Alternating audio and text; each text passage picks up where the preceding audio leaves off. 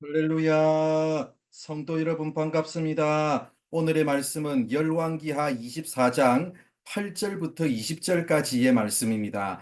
열왕기하 24장 8절부터 20절까지의 말씀입니다. 여호야긴이 왕이 될 때 나이가 18세라 예루살렘에서 석 달간 다스리니라. 그의 어머니의 이름은 느우수다요 예루살렘 엘라단의 딸이더라. 여호야긴이 그의 아버지의 모든 행위를 따라서 여호와께서 보시기에 악을 행하였더라. 그때 바벨론의 왕 느부갓네살의 신복들이 예루살렘에 올라와서 그 성을 에워싸니라. 그의 신복들이 에워쌀 때에 바벨론의 왕 느부갓네살도 그 성에 이르니 유다의 왕 여호야긴이 그의 어머니와 신복과 지도자들과 내시들과 함께 바벨론 왕에게 나아가매 왕이 잡으니 때는 바벨론의 왕 여덟째 해이라. 그가 여호와의 성전의 모든 보물과 왕궁의 보물을 집어내고 또 이스라엘의 왕 솔로몬이 만든 것 곧 여호와의 성전의 금그릇을 다 파괴하였으니 여호와의 말씀과 같이 되었더라. 그가 또 예루살렘의 모든 백성과 모든 지도자와 모든 용사 만명과 모든 장인과 대장장이를 사로잡아가매 비천한 자 외에는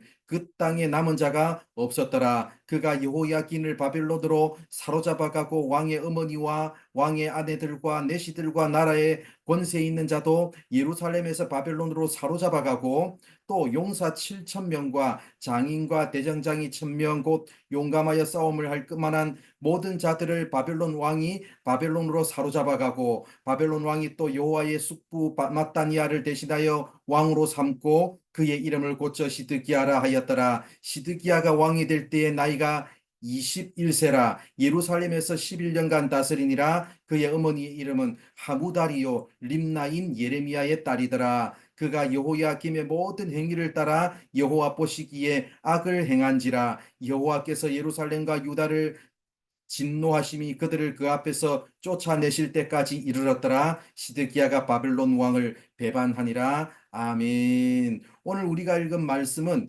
여호야김에 이어서 왕이 된 여호야김과 여호야긴에 이어서 왕이 된 시드기야의 이야기입니다. 8절을 보면 여호야긴의 통치 기간은 굉장히 짧았습니다. 석 달간 다스렸습니다. 10절을 보면 그 이유가 나오는데 바벨론이 예루살렘으로 쳐들어왔기 때문입니다. 15절을 보면 바벨론이 여호야긴을 포로로 사로잡아 갔습니다. 그때 우리가 잘 아는 에스겔 선지자도 포로로 사로잡혀 갔습니다. 그리고 17절을 보면 바벨론 왕이 여호야긴의 숙부 마따니아를 왕으로 세웠습니다. 왕으로 세우면서 이름을 시드기야라고 바벨론식 이름으로 고쳤습니다. 이런 식으로 남유다가 멸망으로 치닫는 동안 남유다의 왕들은 이방 나라의 억압으로부터 해방된 나라를 만들기 위해서 발버둥을 쳤습니다. 그러나 여호야긴이 통치하는 기간에 무슨 일이 일어났습니까? 13절을 보면 바벨론의 침공으로 성전과 왕궁의 보물이 노략당하고 말았습니다. 그리고 14절부터 그 이유를 쭉 보면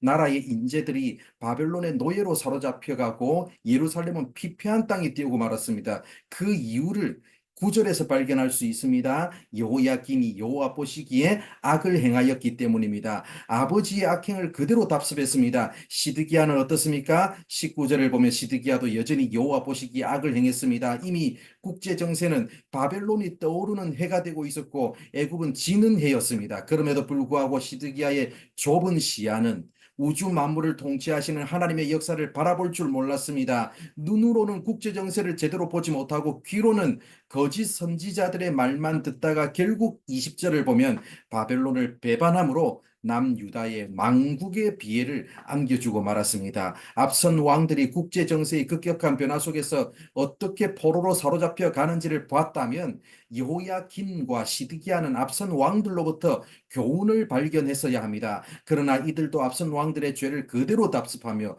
보아야 할 것을 보지 않고 들어야 할 말씀을 듣지 않다가 결국 분별력을 잃어버린 채 패망의 길로 들어서고 말았습니다. 그 시대에 예레미야와 같은 선지자가 끊임없이 하나님의 말씀을 외쳤음에도 불구하고 여호야김과 시드기야는 들을 귀가 없었습니다. 사랑하는 성도 여러분, 우리는 과거의 역사로부터 그리고 하나님의 말씀으로부터 제대로 듣고 배우고 있습니까? 좁은 시야에 사로잡혀서 갇혀서 당장 눈앞에 보이는 것에만 주목하며 살고 있지는 않습니까? 오늘 우리 자신을 말씀 앞에서, 그리고 지나간 내 개인의 역사를, 지나간 교회의 역사를, 지나간 이 땅의 역사를 말씀의 빛으로 조명해 봄으로 하나님 앞에서 날마다 변화되어가는 우리 모두가 되기를 바랍니다. 좁은 시야에 갇힌 채 반복되는 종교 생활에 묻어져가는 죽은 신앙이 아니라 말씀을 통해 정말로 보아야 할 것을 보고 들어야 할 소리를 들음으로 이 시대에 하나님의 손에 쓰임 받는 성도들이 다 되시기를